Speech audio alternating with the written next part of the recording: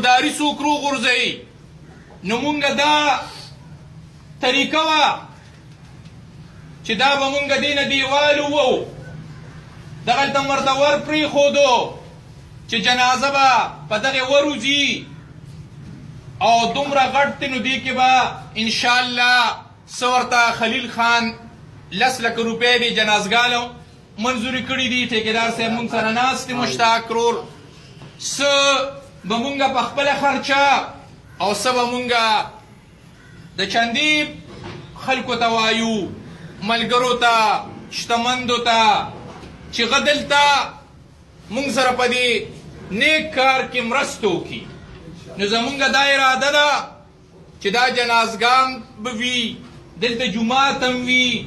او دلته مدرسه هم وي او دې کې د ټولو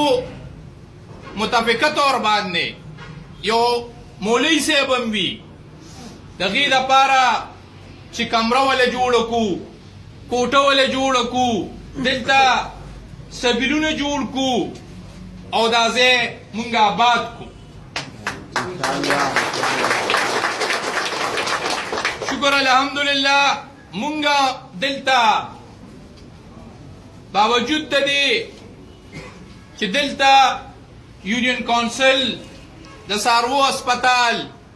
او دا جنازګاه د خدای فضل سره دا هیڅ شی هم بله نه ده جوړه کړې ده هم تاسو بشیر خان او دغه ملګرو جوړه کړې نو عزتمندو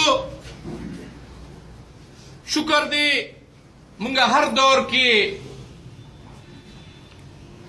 د دې ولس خدمت کړی دی هر وخت هم د ظالم لاس اوچت کړی دی دغه زمونږ ګناهګانې دي چې نن په مرزو کې د خدای فضل سره څوک قلم نه اخلي شکر دی نن څوک ظالم په مظلوم باندې ظلم نشي کولی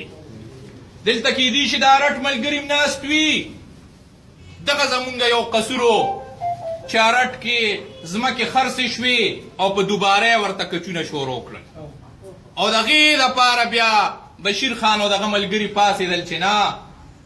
غریب سړی به ظلم نه کوې یو ځل هم پې خرڅ کړي دي پیسې هم ترې اخیستې دي نو هغه کچې پې دوباره ودرو نو دغه زمونږ قصور دی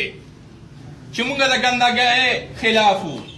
مونږ د ظلم خلاف وو مونږ یو د خدای فضل سره ستاسو په مرسته عام غریب سړي له د شعور اواز ورکړی دی هغه غلامۍ سوچ هم ترې ختم کړی دی او هغه ته هم ویلي چې نه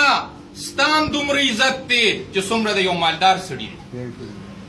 د شکر الحمدلله دا نن مونږ په فخر باندې وایو چې نن دا نیک کار